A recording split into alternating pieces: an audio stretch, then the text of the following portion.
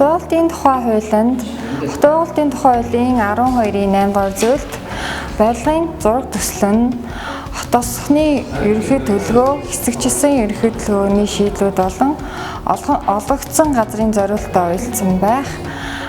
Нийт барилгажих талбай нийт олгогдсон газрын 70-аас ихгүй хувьд нь барилгажна гэж заасан байдаг.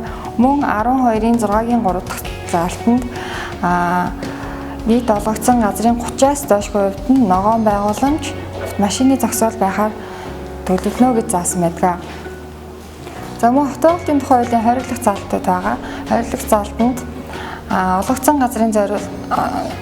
газар зориултын бус барилга байгууламж байрах, хүн амын амьдрах орчин сөрөг нөлөө бүхий үйл ажиллагаа явуулахыг хориглоно гэж заасан байдаг. Дээрх зүйл залтуудыг зөрчсөн тохиолдолд зөрчлийн тухай хуулиар холбогдох арга хэмжээнүүдийг үе шаттайгаар авч хэрэгжүүлж ажилладаг.